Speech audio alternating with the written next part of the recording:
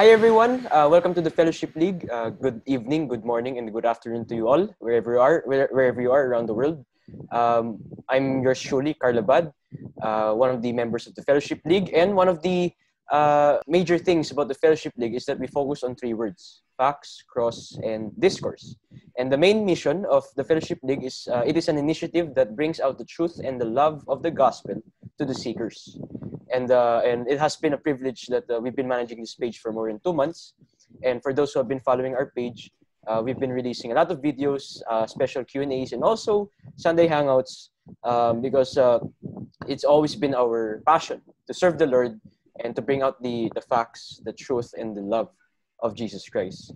And for those who don't know me, I'm Karl Abad. I'm currently taking up a history course in PUP, Polytechnic University of the Philippines, and I'm also an active member of CCF, Christ Commission Fellowship, headed by Pastor Peter Tanchi.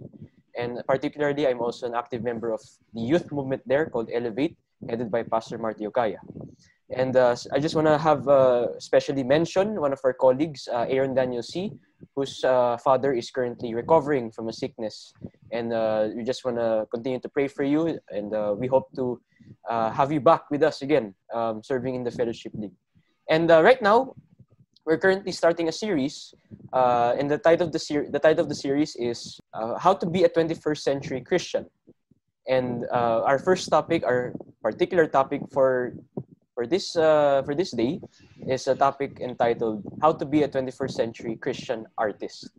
And with us today is our wonderful guest, who is an arts enthusiast. He is one of the founders of a Facebook page called Architect Euclid. And if you visit their page, it's a wonderful page. It brings out the light of the gospel through arts and wonderful conversations and animations and a lot of artistic pictures and posts in that wonderful page. And without any further ado, let's all welcome Mr. John Euclid Templo Nuevo. Hello.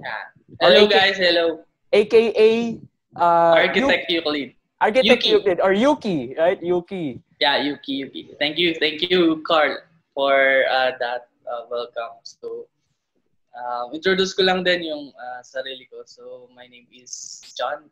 Like what you said, you can call me Yuki, Y-U-K-I.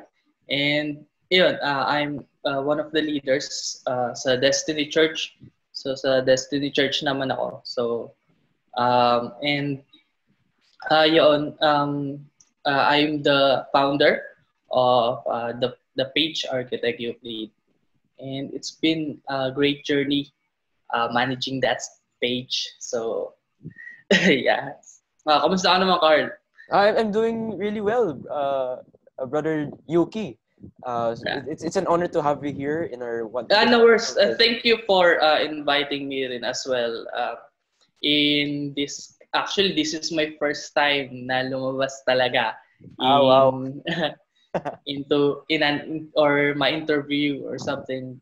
Though there are a lot of maraming mga nagre-reach out din, pero I declined those things. So praise God na na bigyan tayo ng chance na magkaroon ng or ma-share natin yung mga insights natin how to become a 21st century artist. Yun. Na Christian. Na Christian, yun.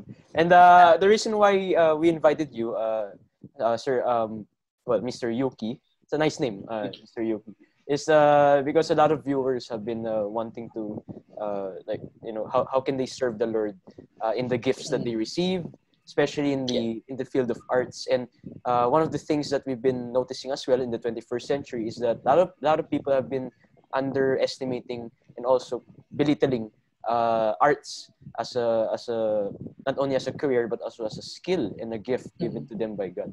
So it is a privilege to invite you, brother, so that the viewers would also not only be enlightened but also how can they be encouraged and be advised in their Christian walk in the field of arts.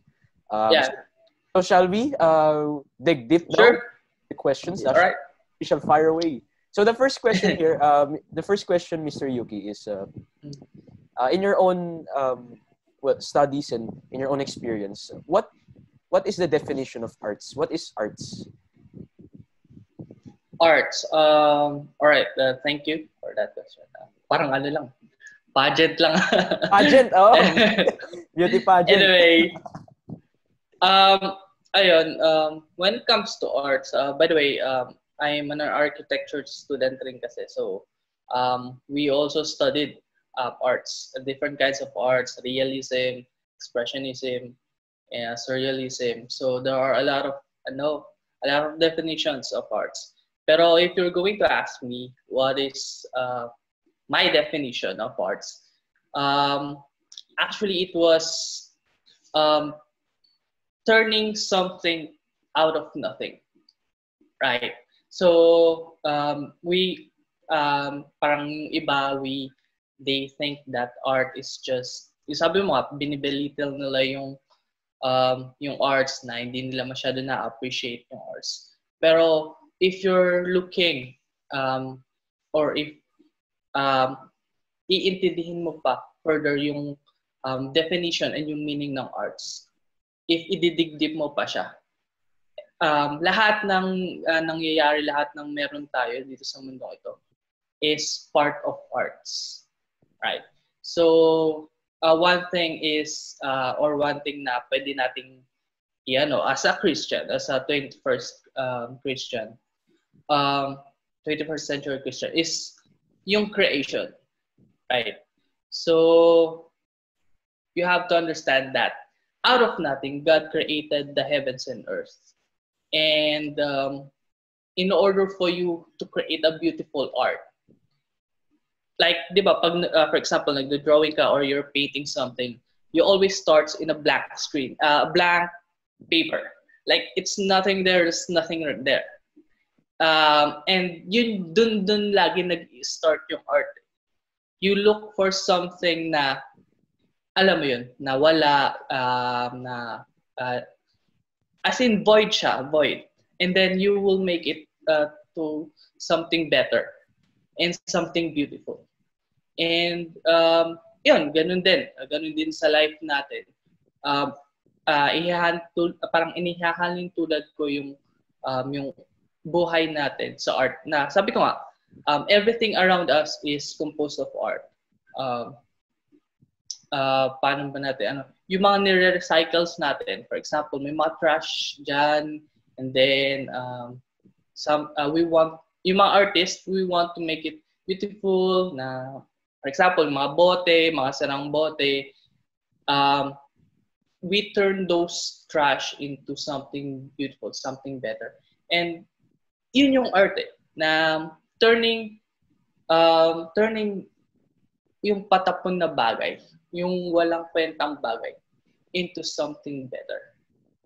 So that's what you call art. It's not just about kung paano yung skill mo or kung gaano ka kagaling mag-drawing. Hindi. There are a lot of meanings when it comes to art. It is how the artist portrays their creation. So, ganun yung art. Yung meaning ng art sa akin. I like what you said there, Mr. Yuki, about with regards to what you said there, in particularly turning something insignificant into something. Exactly. Yeah. And that's the beauty of arts. And based on, well, I'll be honest, I'm not good in drawing. I suck in drawing, and I'm not good in. All I know is stickman drawings, bro. No, those stickman drawings, and it sucks. I can say that. But I admire people. I admire the beauty of art in the sense on what you said. I completely agree. I like that amazing statement you said, that turning something that is nothing into something of meaning and of value with not only with a deep taste of meaning and significance, but it's also something that an expression of the inward feelings of the person. And no matter how it looks like, we judge it easily. there's some detail in that Mm. in those strokes and in those artistic drawings and arts itself as a whole. And that brings now to the realization in the 21st century, Mr. Yuki, that we belittle arts, right? You said it's a sad Yeah. it's a sad reality. So in that case, bringing light into the arts in the 21st century, Mr. Yuki, how is art important in this century?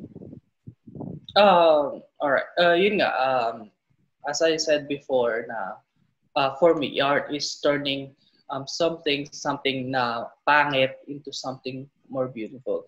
And gaano siya ka-importante sa atin as a Christian, since we are the salt and light of the world. We have to understand that when sin came into the world, gumulo na lahat eh. Like, pumangit na, magulo na, ayun nga, there are some people na they think that yung buhay nila patapon na, and they think that lahat ng ginagawa nila is pangit. And we need to make, yun nga, at tayo as a Christian, since we are the salt and light of the world, important, and it is our duty and responsibility to make that something into more beautiful. We have, and paano natin siya paano natin magagawa yun? By just, alam mo yun, tayo lang, hindi natin kaya eh. Like, you're going to turn yung patapon na bagay into something beautiful. To be honest, hindi natin kaya yun. So, I've tried that too many times. Na, yun nga, since as an artist, I want to create, I want to transform this patap, or for example, as an artist kasi, kailangan mo maging creative eh. So, kailangan mong mag-isip ng bagay. You really need wisdom in creating something. And pag wala kang wisdom, yung creation na, or yung gagawin mo, yung transformation na gagawin mo sa isang patapon na bagay na yun, is magiging pangit. Kung pabara-bara ka lang, kung you will just make an art na hindi mo pinag-isipan, na wala kang puso, like you're just doing it because it is required. Kumbaga, as a Christian, di ba, that is our responsibility. And gagawin ko lang siya kasi required siya as being a Christian. And sobrang importante siya sa natin, sa mundong ito. Since we are living in a dark world, we are living in or we are tawag dito, nakakasinimuhan natin yung mga taong down na, feeling nila is wala silang, parang wala nang ano yung buhay nila, wala na yung sense ng, wala na silang direction in their life. And how do we make them, or how we can be a salt and light to them if walang art? Mm-hmm. So, sabi ko nga kanina, ang definition ng art is turning something, or turning nothing into something beautiful, right? So, as a Christian, it is our duty to put Jesus' light into them, right? So, we cannot transform their hearts. We cannot change their minds. We cannot change their life. It is only Jesus who can change their lives, their hearts. And then, tayo na yung mag-help sa kanila how to, kumbaga yung testimony mo mismo, how Jesus turn you into galing ka sa walang-wala, you're nothing, and then Jesus turns you into something beautiful, right? So in order for them, or in order for this world to be beautiful, you have to put the artist, or you have to introduce the artist to them, which is, for me, one of the greatest artists, one of the greatest architects in the whole universe, in the whole humankind, which is si Lord, si Jesus. So, tayo, same lang tayo, magkakapares lang tayo, right? So, ayun, may mga downs, there are moments that we feel lost, we feel empty, And even though we tried, though it is helpful naman, accountability is good, friends are good, but there are something in us na hindi natin kayang baguhin yung isang tao. Right? Mga magulang nga natin, for example, our parents, they try to tell us, don't do this, and yet we're still doing it. Hindi nila kaya. Parents na yon. How much more yung kakakilala mo pa lang sa school, yung classmates mo, katrabaho mo, workmates mo. So you cannot really change them. So you have to put the greatest artist into them so that that artist will turn this patapon na bagay into something greater. So yun yung so first we have to understand what is art, of course, and you have to put the artist talaga. We cannot change something into we cannot change nothing into something if there are no artists or if there is no artist. So I believe sa season natin, sa time natin ngayon, 21st century, it is really needed, or we really need an artist for this. So ayun, it is not about the creation, or it is tayo kasi work of art na tayo eh. Una pala, kinreate ng Lord si Adam and Eve. It is beautiful. Like, always ang putting statement ng Lord, it is good. It is good. It is good. Right? It is beautiful na. And when sin entered the world, doon na naggumulo, doon na nagkaroon ng alam mo yun, ng dysfunctionalities, nagkaroon na tayo ng hindi pagkakasundo, and nawala yung art, kumbaga. It's like na yung masterpiece ng isang artist na sinira. kumbaga tinampered, ginulo, and naging pangit na yung kinalabasan. So paano mo siya maibabalik sa dati niyang picture? Right? So you cannot do it on your own. So you need an artist, which is si Jesus Christ. For me, that's the greatest artist in the like. No one can change. No one can transform a work of art into something greater, into something beautiful. So yeah. Wow, that was a very I like what you said there, Mr. Yuki, about how you angled our calling as salt and light. Actually, it's not a calling; it is a label. It is who we are as Christians. We are the salt and light, and what you, in relation to what you said about the definition of arts, which is turning something into nothing into something beautiful, turning nothing into something beautiful. You angle that to the lens of Scripture. And you use the biblical narrative, and you see God Himself as the architect of the universe, and He Himself created. Once upon a time, He created everything so beautiful. He artistically created the universe so beautiful, and created us in His own wisdom, in His own artistic way. And what happened there, like what you said in the illustration of a masterpiece that was broken, we broke that design. We destroyed His masterpiece. And because of our free will to disobey Him, we destroyed His masterpiece.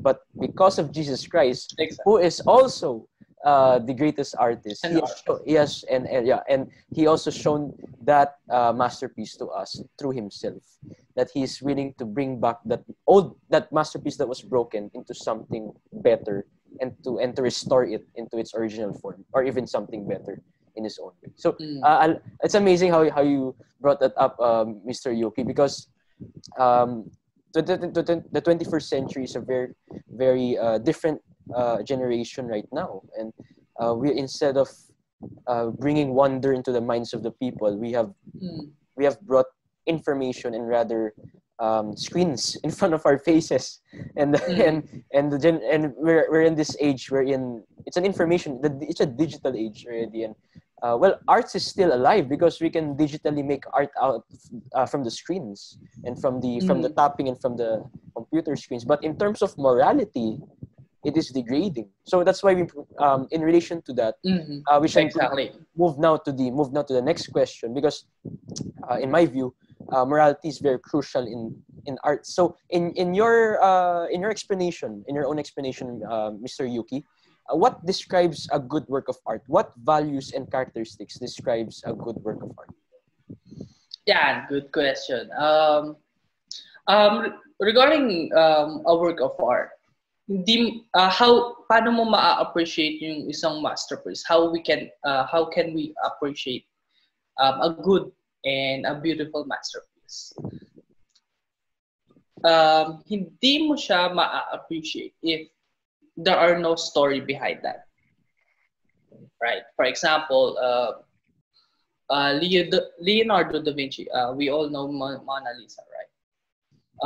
There is a story behind it. That's why bakit siya famous? Hindi lang dahil, of course, dahil ang artist is si Leonardo da Vinci, but there is a story behind it. And for me, when it comes to the art itself, yung kailangan natin ma-appreciate lang natin yung isang art when kapag merong story behind that. So, yun, sinabi mo, paano natin maano yung morality ng art. Kasi there are, dito ngayong sa time natin, hindi na ganun masyado na-appreciate yung art. So, alam mo yun, na-appreciate lang natin pag maganda, kapag hindi, sa atin, kapag hindi tayo napiplease ng art or hindi tayo nagagandaan sa art, wala, pangit na yan sa atin. But no, you have to dig deeper. Etong mundong ito, we have to understand that we live in a world na full of chaos. This is a chaotic world. And yung art, it helps you understand or it helps you to at least think about what is it really if there are no chaos in this world? Because of the imaginative minds of an artist, they can portray what is it like a world without chaos. Like pag nagki-create ka kasi ng art, broad yung yung imagination mo. You can do these things. You can put these colors. You can at least picture out what is it really like if parang alam mo yun na yung mga bagay na wala tayo sa mundo ito. Like, di ba, may mga lumalabas na yung mga futuristic na spaceships. We don't have that. And yung picture ng isang artist, dapat you can put something into the world na alam mong magbibigay or magka-cancel out ng chaotic feeling sa mundong ito. So, when it comes to morality, it helps you understand na, or it helps you parang to mawala yung yung tawag dito. Kumbaga, it helps you mawala yung stress or yung worries mo when it comes to dealing challenges and problems sa work. Kaya yung mga if mapapansin mo, yung mga enthusiast talaga ng art, nilalagay nila sa bahay nila because sometimes when they see art, parang wow, parang nakaka-help to sa akin to release stress. Parang pag tinitingnan ko yung art nito, ang ganda, parang it's the parang it's your heart towards the art. So and also when it comes to creating the art, hindi natin siya ma-appreciate kung walang story, sabi ko kanina. Same, pwede mo kasi siya i-relate sa life mo na since tayo is a work of art ng Lord, hindi natin ma-appreciate yung sarili natin kung walang story behind that. And tayo, or parang hindi magiging maganda yung isang bagay pag walang challenges. Same thing with movies, right? Magiging masasabi mo maganda yung movies kapag may mga conflicts. Kung may mga brokenness na nangyari, kung may mga talagang hardships talaga. And ganun din sa art na hindi mo ma-appreciate yung kagandahan ng isang art kung hindi siya dumaan sa struggles. You have to understand na every art, may story siya behind that. Hindi lang siya na basta drawing ko to kasi trip ko lang. Pwede naman. Pwede na drawing lang siya na for fun lang. Pero when you're talking about art kasi, parang ako, drawing lang talaga sa akin just to make para mag-put ng happiness or at least encourage ng tao through my drawings. Pero when you're talking about art kasi, it is deeper than drawing lang. Gets mo siya. Art kasi, hindi siya yung drawing na or kung yung mga lines na yung colors, hindi siya. Yung lines, colors, and yung mga, for example, types ng paintings na ginagawa mo, that's what you call drawings. Okay? When you're talking about art, ito yung deeper or deeper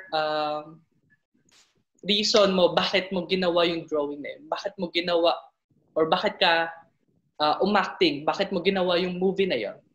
Yun yung art, and masasabi mong or ma-appreciate mo lang yung creation na yun if maganda yung story, if maganda yung conflict behind that. So, ayun, kaya if mapapansin mo, yung mga sikat na arts na yun is parang hina-highlight talaga nila anong story behind that. I also have a friend na artist siya, and kaya may ginawa siyang art, kaya niya ginawa yan kasi broken-hearted siya. Alam mo yun, na parang, and people want that, and people parang they parang nakaka-relate sila na ito pala naging story ng parang na-inspire sila, di ba? Na hindi lang siya basta-basta drawing. Kasi if you're magdo-drawing ka lang dyan, maganda naman, pero walang story behind that, okay, di ba? Parang maganda, pero anong story niyan? And doon gumaganda yung yung creation na ginawa mo. Yung story behind the art is the story behind the creation is what you call art. So ayun, it will help us how to relate. It also help us how na ma-encourage sa mga art na ginagawa. It is the story behind the creation. Ayun. Wow, and I like what you said also, Mr. Yuki, about the importance of a story in arts, because one of the like what you said, how can a story be a story without conflict? If there's no conflict, then there's no story. If there's no story, what's the point of calling it art?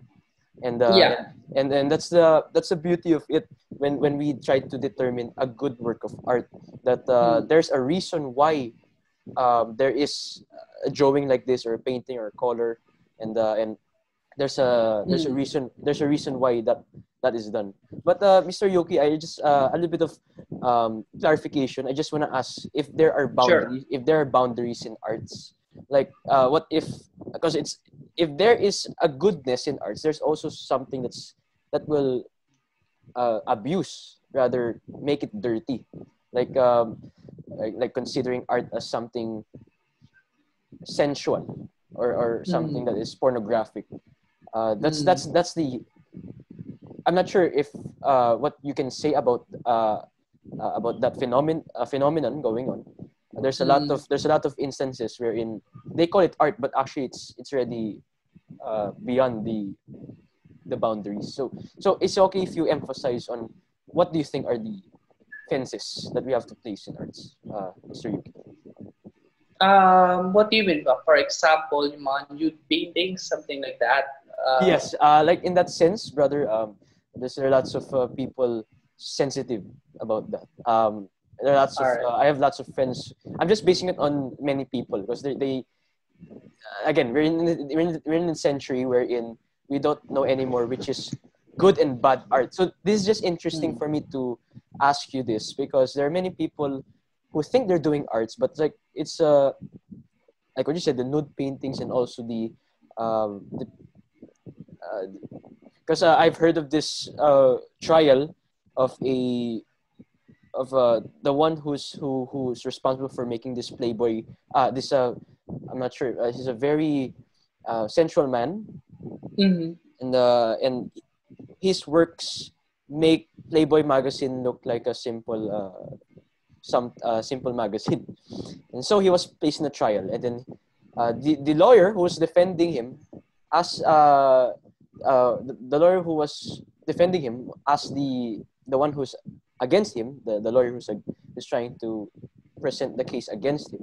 He said, "Have you been to an art gallery?" He said, "Yes." Have you paid a ticket to go to the art gallery? He said, "Yes." Have you paid the ticket to go to an art gallery with paintings or arts of naked people, men and women on those paintings? He said, "Yes." So the question there is, can you please tell me why do you call that art and why do you call this work of my client pornography? So with that illustration, what is Differences. difference between and the boundaries then set for arts, brother? Because I'm sure the viewers would want to hear also your insights. Well, yun nga, sabi ko nga kanina, art is the story behind the creation. So, it it goes back to the artist who made the creation. When it comes to sa scenario na sinabi mo sa akin, yung differences between the art, which is yung sabi ko nga, pwede siyang nude painting or art talaga siya sa artist, and then which there are something na parang for pornography talaga. Regarding that, we have to understand that kinaitay ng Lord na nakahubad. We know that, di ba? So, parang, parang walang issue sa atin na nakahubad siya or something.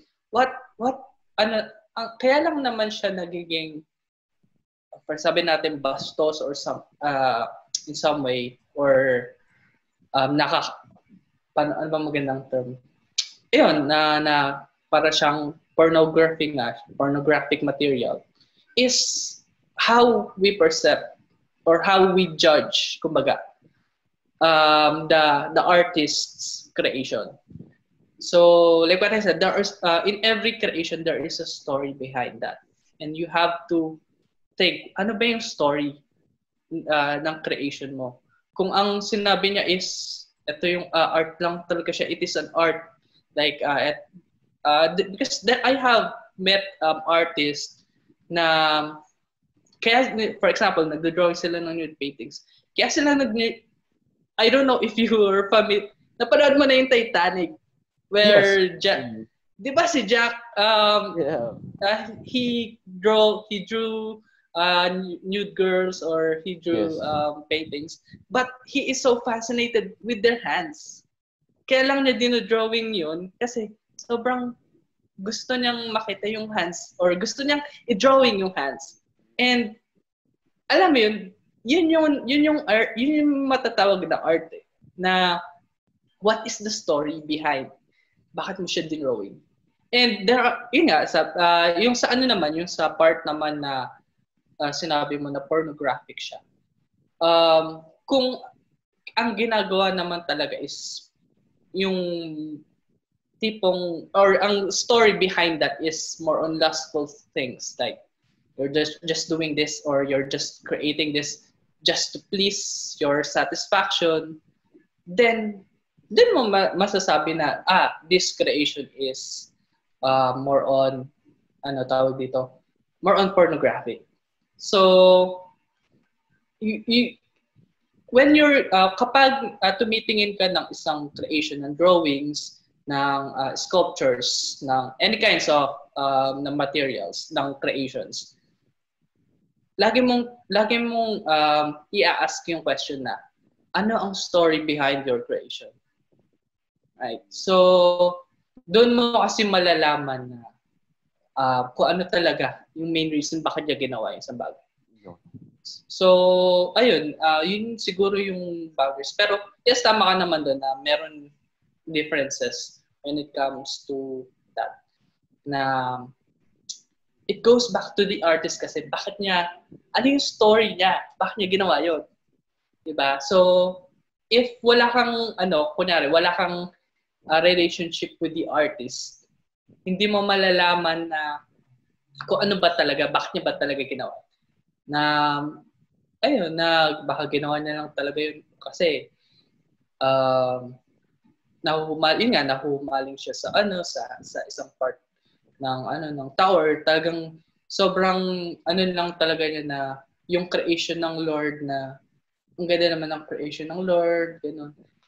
It depends. Kaya nga it is very important that you really know the artist. Kaya tatanungin mo siya na ano ba yung story mo behind your art. So, ayun, same thing din gusto ko kasi i-relate siya sa Christian life and the life of Jesus. No. So, we know di ba na sabi ko kanina si Jesus I treat Jesus as one of the artists. Right? So, hindi mo maiintindihan kung ano yung ginagawa ng Lord na binabago niya yung buhay mo until hindi mo siya nakilala. Right? Pwede niyo sabihin na there are a lot of people na ako, nung naging Christian ako, inaasar ako, bakit ka naging Christian? Ano ka dati?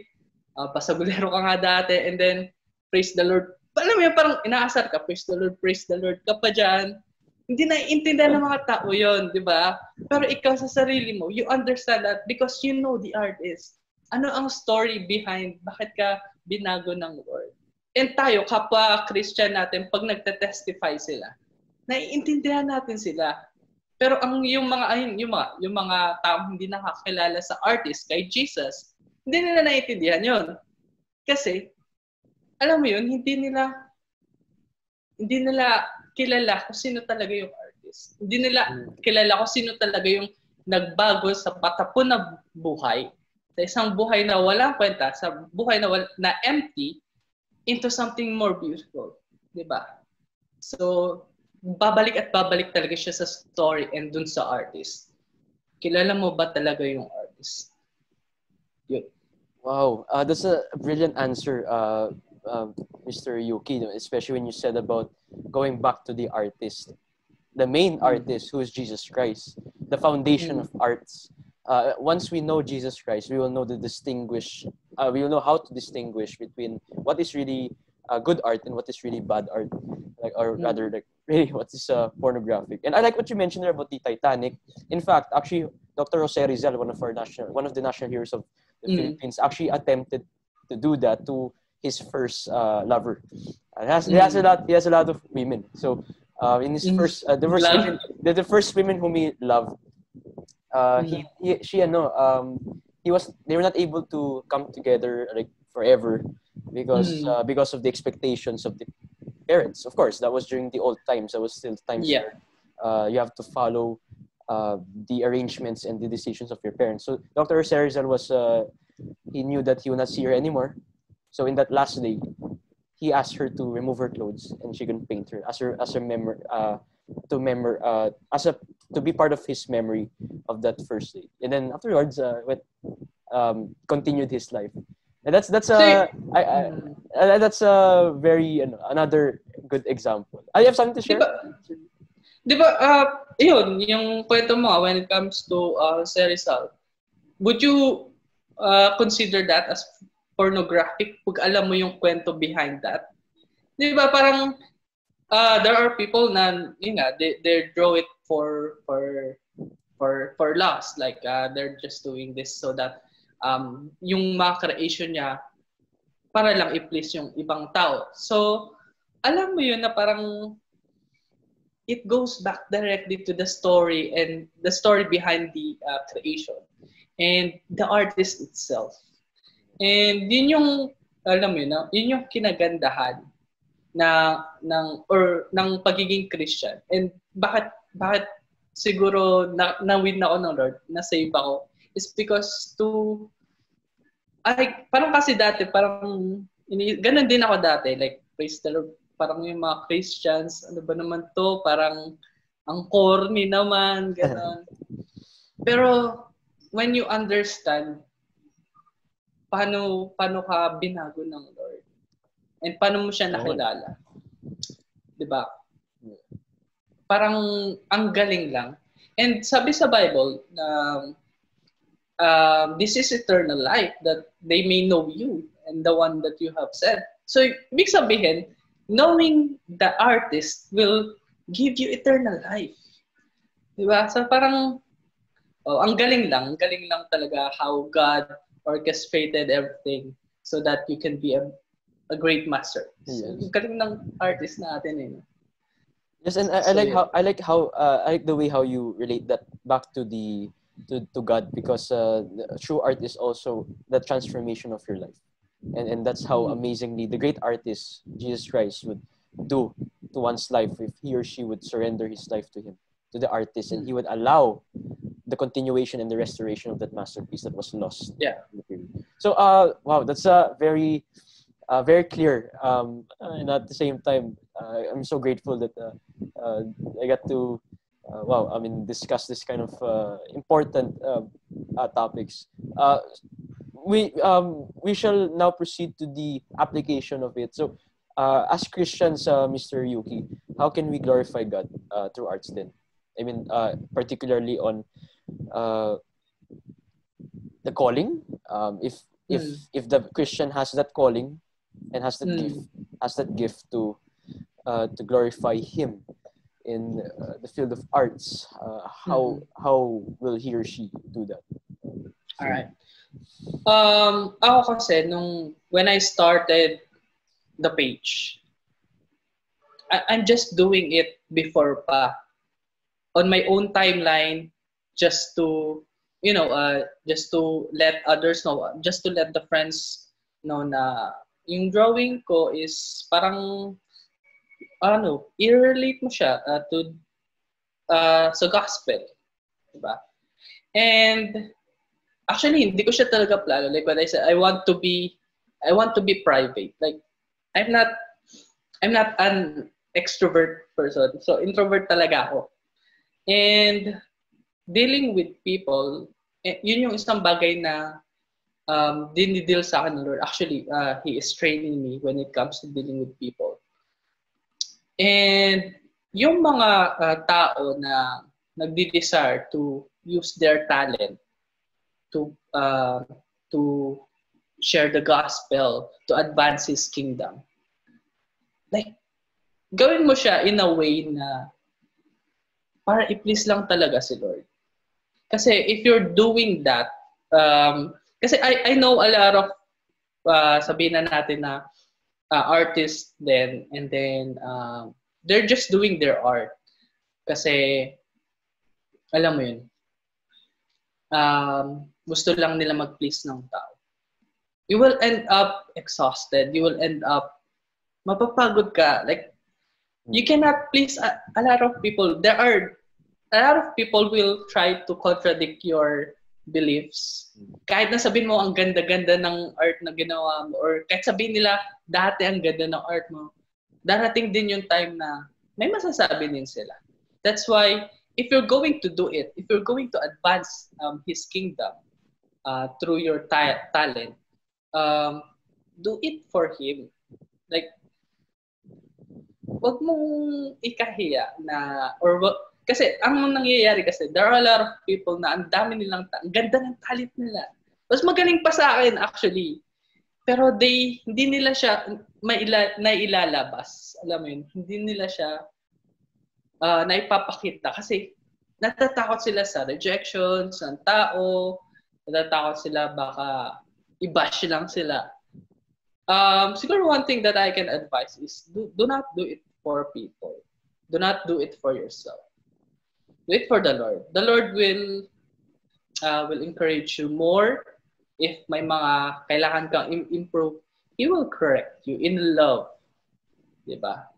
And people kasi pag nagko-correct sila talagang harsh talaga, hurtful. Pero when God corrected you, hindi. Parang you will feel grace, you will feel mercy. Kasi who am I to be corrected by God? Diba? Makasalanan akong tao and yet He wants me to improve myself. And ayun, when it comes to arts naman, yung sinasabi mo na kagaya ko na gusto din mag-start ng page, gusto din mag-share ng gospel through art. Not just in art or not just in drawing. Kung may mga talent ka, like if you have a talent to sing, to act, you have a talent to speak. Kung anong talent mo, kung naghugas ka ng pinggan, yun yung talent mo, go. Do it for the Lord, di ba? You will not do it for people. You will be exhausted kasi I experienced that. Dumating din ako sa point na parang marami nang nagpe-praise sa akin na, uy, ang galing mo naman, ang ganda ng page mo, ganyan. And then, lumaki yung ulo ko, alam mo yun, na I became so prideful and then I disregard God. Tapos dumating ako sa point na ayoko na mag-drawing. Ayoko nang, actually, if there are months nga na isang buwan hindi ako nagpo-post sa page kasi that's the time na parang bakit ko ginagawa to? Always ask the question na, bakit mo ginagawa yung ginagawa? And then, it goes back dun sa pinaka-main point, bakit mo siya ginawa? Which is, gusto mo yung ibang tao na ma-experience yung transformation na ginawa sa'yo ng Lord. Diba? Na masarap sa feeling na alam mo dati na patapon kang bagay, na alam mo dati na your life is a mess. And yet, an artist, Jesus came in, when you know Jesus, siya na mismo yung nagbago sa buhay mo. And that's the good thing about being a Christian. And actually, that's the best thing about being a Christian is to serve the Lord talaga. To show the Lord that you want to please Him. Actually, that's our main goal. Sabi nga ni Jesus, nung tinanong siya, what is the greatest commandment? Love the Lord your God with all your heart, with all your soul, with all your might.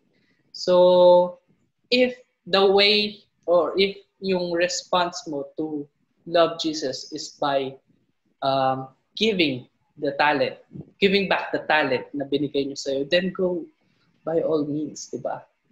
It will help the community. It will help to advance His kingdom. Believe me, kahit katiting na talent man yan, kung ginagawa mo siya for the Lord, it will be better. It will be great.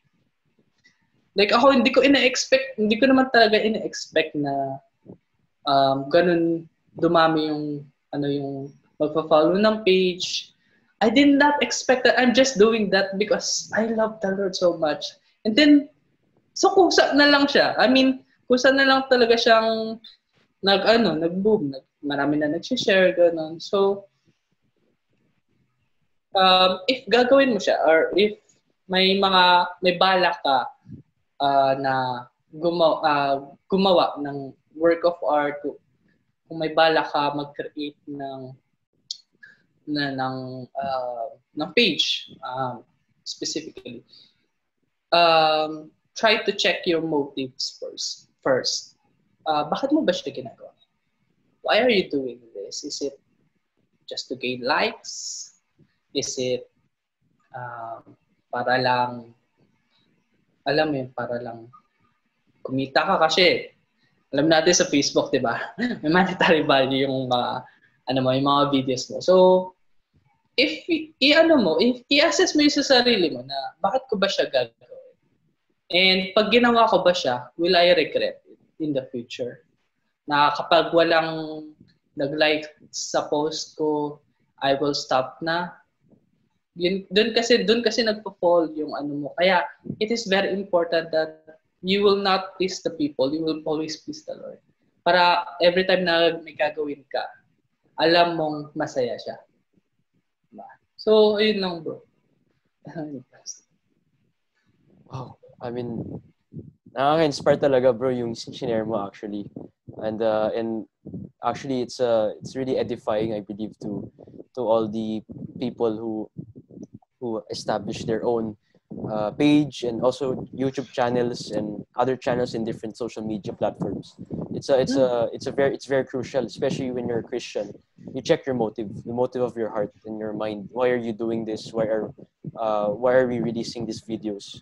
Is it to please the viewers, or is it to please ourselves? To please ourselves, or sorry, rather to please God? So it's very very important that we consider that. And wow, I mean, actually you already answered the final question. It's just you share your life about how you use arts for the glory of God, and it's a very you already answered actually, and it's very inspiring, bro. Ito nga sabi ng pastor namin sa Destiny na hindi kaya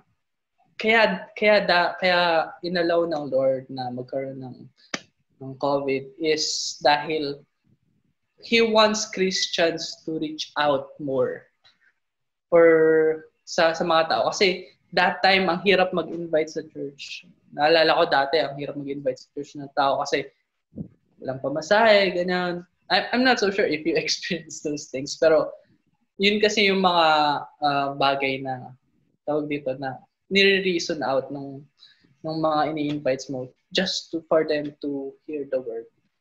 And ngayon kasi pwede mo na sila itag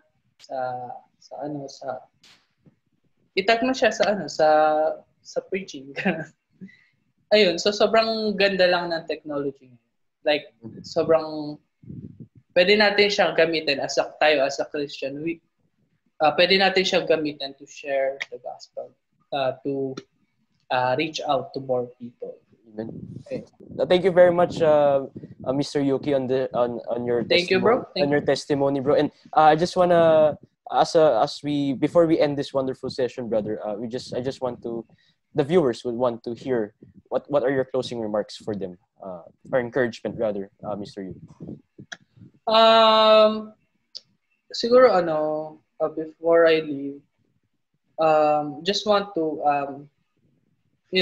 as a Christian, yung followers naman ng page na to is almost mga Christian. CCFers, Destiny, other churches. Let's be the salt and light. Sabi mo nga sa akin kanina sa chat, let's be the salt and light of the world. And it is it is the Great Commission kasi. Yun yung mission na binigay sa atin ng Lord. So, paano ka magiging salt and light sa madilim na mundong ito if nagtatago ka lang? So, tayo, just want to give you an encouragement na go ahead and reach out to people. Huwag kang mahiya na talagang ipakita na Christian ka. Though marami siyang persecutions, I've experienced those things na aasarin ka talaga ng mga friends mo na Christian ka pa, loko-loko ka naman dati, ganon. There are a lot of judgments na ma-receive, pero take heart na overcome na ni Jesus eh. So you don't have to worry about that. Just be positive. Just always follow the will of the Lord. Always have a conversation with the Lord. Then ayun, tawag dito, magkaroon ka lang ng deeper understanding din sa word. Kasi may mga questions kang ma-encounter na kung hindi ka talaga nagbabasa ng Bible, hindi mo siya masasagot. So, parang as a Christian, you have a moral obligation to read the word every day.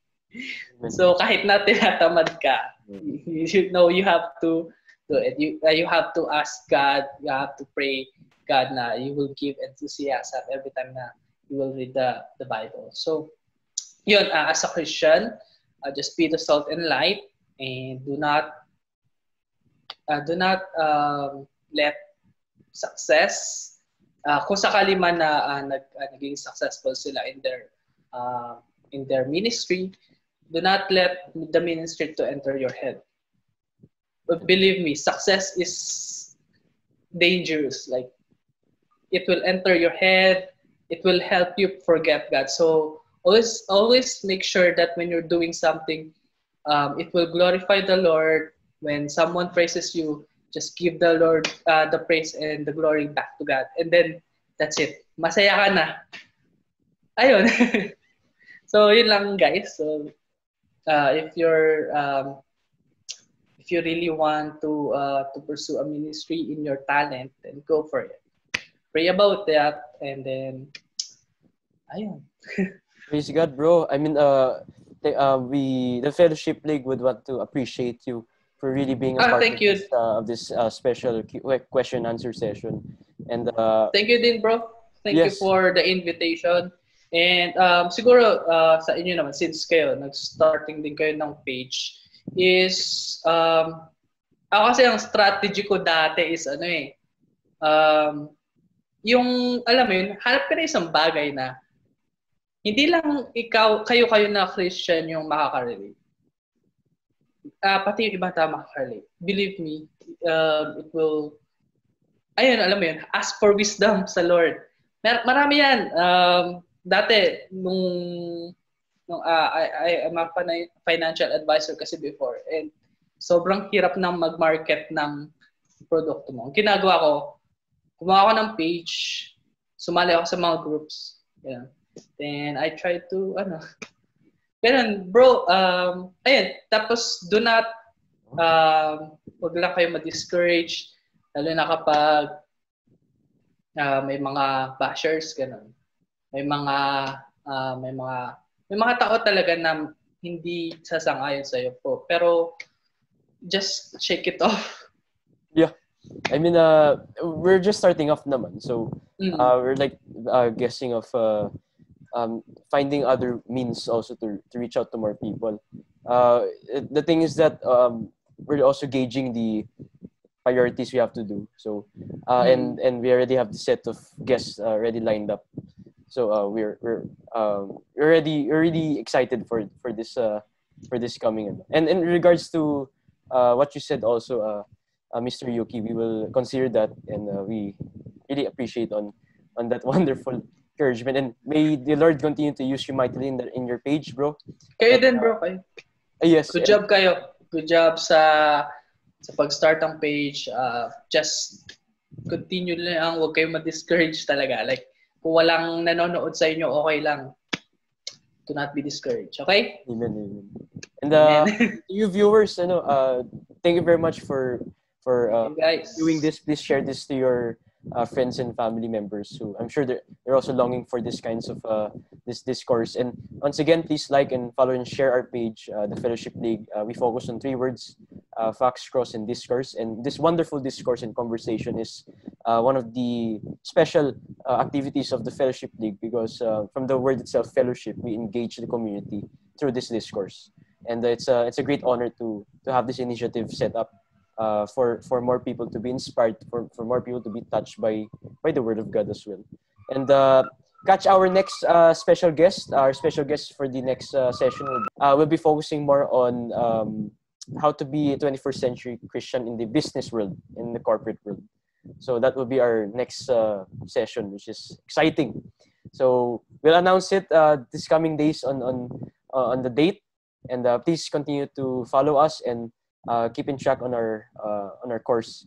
And we thank you very much for being with us. And brother, Mr. Yuki, thank you very much for being our guest, bro. Thank you, bro. Thank you. Good night. Have a great day. Yes. Have a great time, bro. And thank you very much, viewers. And we hope to see you. We hope to see you next time. God bless. See you. God bless, guys.